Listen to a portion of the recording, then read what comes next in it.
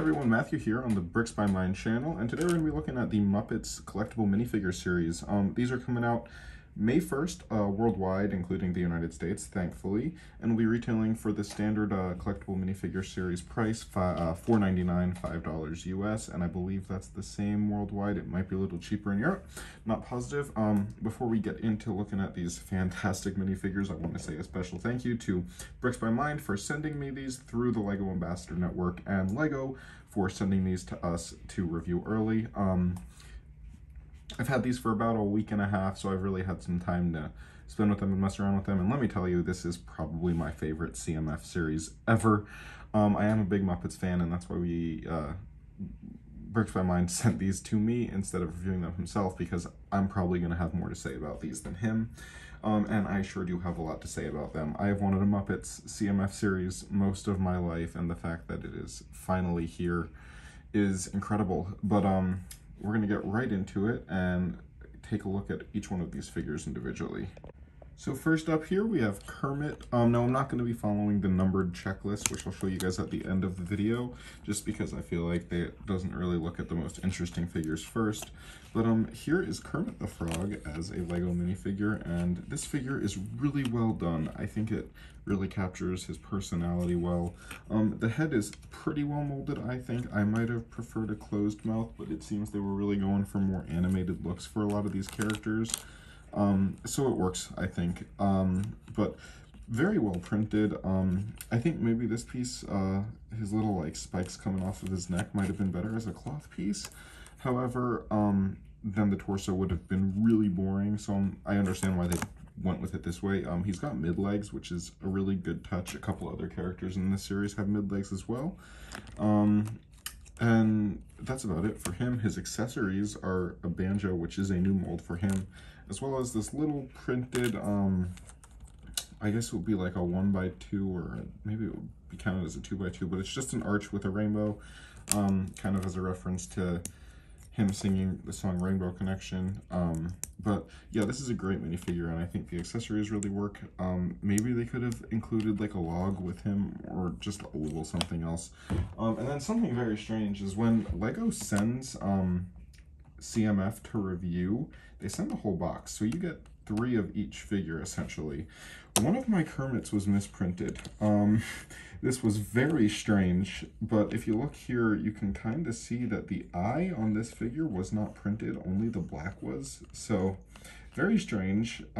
Really surprised to see that, but it is pretty cool to get a misprint.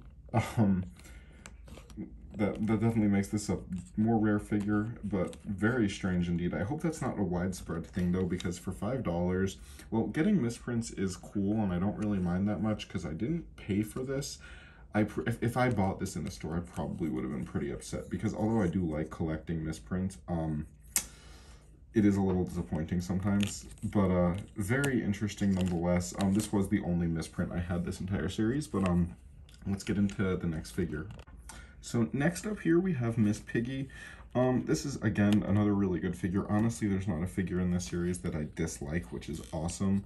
But she's captured really, really well here. I love the torso and like dress design they went with for her. And something kind of cool, if you just take the head off, this is this and a lot of the other torsos and legs from this CMF are very useful just outside of the context of Muppets, which I love. You can just put a flesh-toned head on there, and it's just a generic dress, which is awesome.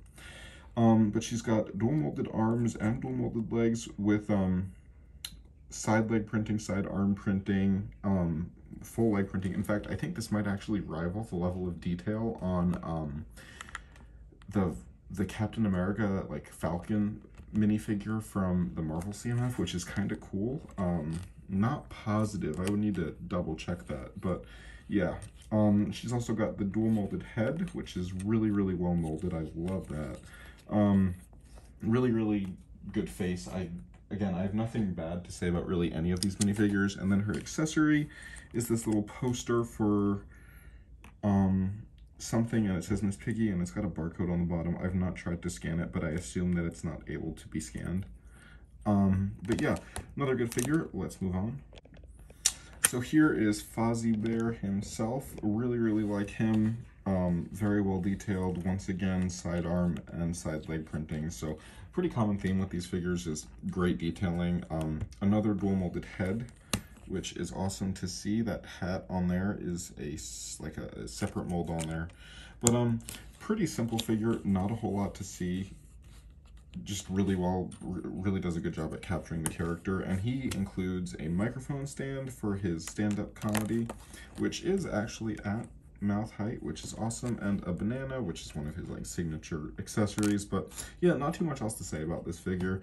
One of the less interesting ones to look at, however, it is still very good. All right, next up from the main cast of the Muppets is Gonzo.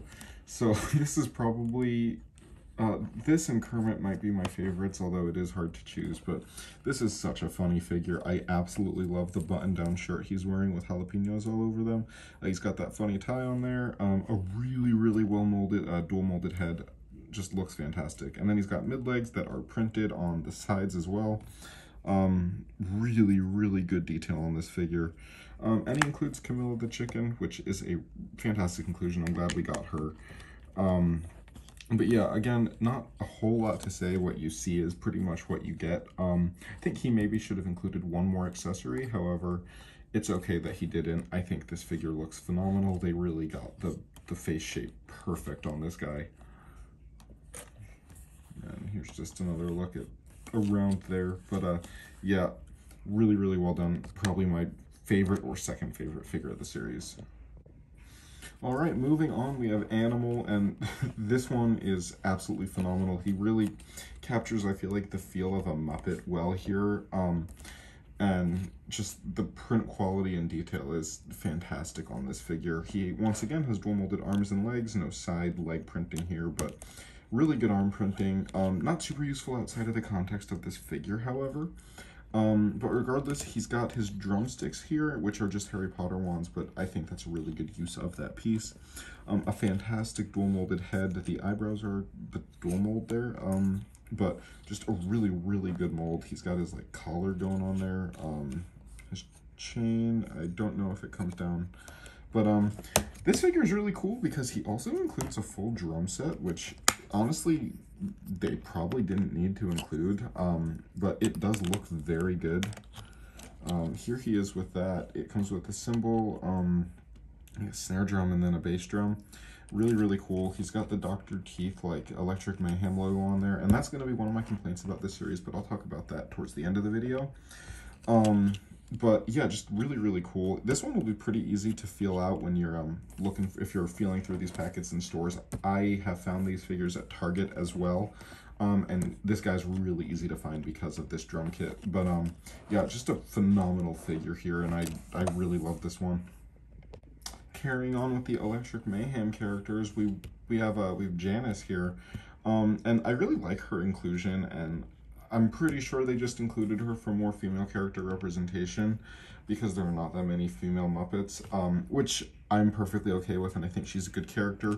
But this kind of brings up one of the problems I mentioned with Animal, and that is we have 2 of the 4 band members, and I just really feel like this is a series that could have benefited from having 16 minifigures instead of the new standard of 12, because they could have added 4 more, the 2 band members, Scooter, who is a really big, I think, missed opportunity here, and maybe the Eagle. Sam the Eagle is a big one they're missing out, and then just some of the smaller characters. But regardless, Janice is a very good minifigure. She has this new Stratocaster print. It's in like a burnt orange color, and I absolutely love this style of guitar. So getting a LEGO version of it looks really nice. It looks like a realistic guitar and not like the toy-looking one they usually do, which I'm very happy with. But kind of nerding out about this guitar aside, really good minifigure again. I think this is one of the weaker ones of the series. Not necessarily my least favorite, but it's not as interesting as some of the other ones because it really is just a puppet wearing clothes. It doesn't feel as unique as some of the other Muppets. But it still looks really good. Once again, a dual molded head, dual molded legs, and just some pretty good prints. This one's not too useful outside of Janice, though, because it is orange, and that is not a real-life skin color. However, it does look really good nonetheless, and her guitar is probably my favorite part of this minifigure. But yeah, moving on. Here are Beaker and Honeydew, Dr. Honeydew. These figures are so well done. I mean, again, as I've said throughout this entire video, this entire series is very well done, but they really captured the look and feel of these characters very well with these two. Not important, but just a cool note, Dr. Bunsen uses mid-legs, and Beaker uses tall legs, to kind of represent their height difference, which I think was a really good decision here. But let's look at Dr. Honeydew first. Really nice molded head. I love how they did the glasses, because he does not have eyes, he just wears glasses, which is a very strange design. And then I'll take him off the base so you can see he's got shoes printed on there, and some of his lab coat comes down into his legs, and he's got this really nice Erlenmeyer flask with purple liquid inside. I don't know if we've gotten purple before. I kind of assume we have, but I'm not positive. But this torso is very, I think, useful outside of this Muppet CMF. I could see people just using this for like a scientist. It is not Muppet specific at all. Same goes for Beaker over here. He's really funny. I love how they did his head. I mean, obviously this is how they would have done it, but it just looks very good. He's got the bright green lab coat here, which looks great. He's got this remote. I don't really know what he's monitoring, but it looks great. And these two look very fun together. All right, next up we've got Rowlf, the piano player, and this is unfortunately maybe my least favorite figure of the series just because of how bland it is. It does have full like printing on every surface that LEGO would print on, but it is just a very like bland looking minifigure. It's just got some little squiggles all over the place. It reminds me a lot of the figures in the Sesame Street set, which is not necessarily a bad thing, but those are very plain looking, a lot of them. And I don't really think they could have done him differently. So I'm really not complaining about that because he looks like the character does. But something that kind of makes up for his blandness is he comes with some really good accessories. So he's got this Beethoven, I believe, sheet music. It's a little hard to read on there. Yep, it's a Beethoven sheet music. Let's see if I can focus in on that.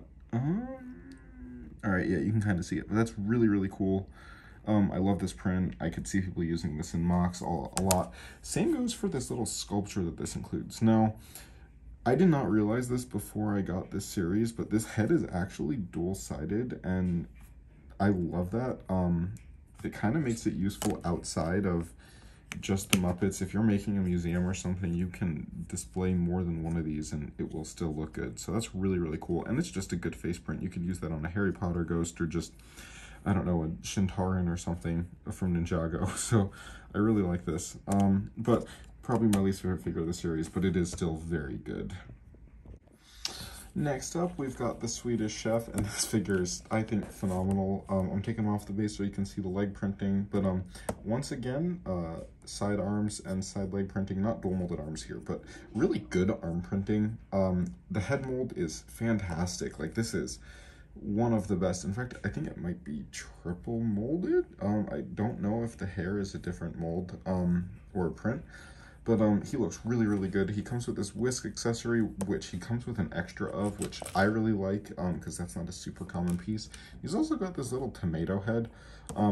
This is really funny because it is just a minifigure head, and you can use that as a head on other characters, and it can make for some pretty creepy photo ops. But yeah, this figure is really good. I don't have a whole lot more to say about him other than he's very well done, just because he's one of the less interesting designs. And I think it's funny that he is very clearly a human. I love the human Muppets. I think they're very funny looking, and the way they portray him here works very well.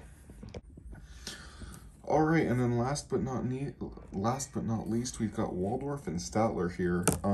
These are the two grumpy Muppets that sit and insult the performance the entire time, and I'm really glad that they made minifigures of these because they're really funny looking. Seeing these ridiculous molded heads on LEGO minifigures is very jarring, but I think it works really well. Both of them have just very generic looking suits. I don't know if you can see the print on there too. Oh, there you go. They're just very generic suits, which means that they're very useful outside of the Muppet series. So if you just need more LEGO suits, because it's not something they make a whole lot of, great way to get them. I think I prefer the dark brown one just because it's something we see a little bit less, but the blue one does still look very good. Then in terms of accessories, these guys have Statler, I believe, is the taller one. He's got this little computer, which is just a Harry Potter style book with Scooter on it. I'm really disappointed we didn't actually get a minifigure of him. However, it is nice to still see him portrayed. Got a nice keyboard print on there as well, and that just closes up like that. And that's his only accessory. And then I just dropped it, but Waldorf comes with this little ZZZ tile, which is very fun, but not, I don't really know what you would do with that outside of just display him with it. Then he also comes with 2 teacups. I think one of them is an extra piece, but it's got the little, oops, knocking everything over. It's got the tea saucer on there and the teacup, and you get 2 of each of these pieces, which is really nice. I love getting those, and I think that's a good accessory for these minifigures. But yeah, these are really, really well done and a great way to round the series out. But let's get on to my final thoughts. So here is the entire cast all together, and these figures look really, really good when you set them all up like this, I think.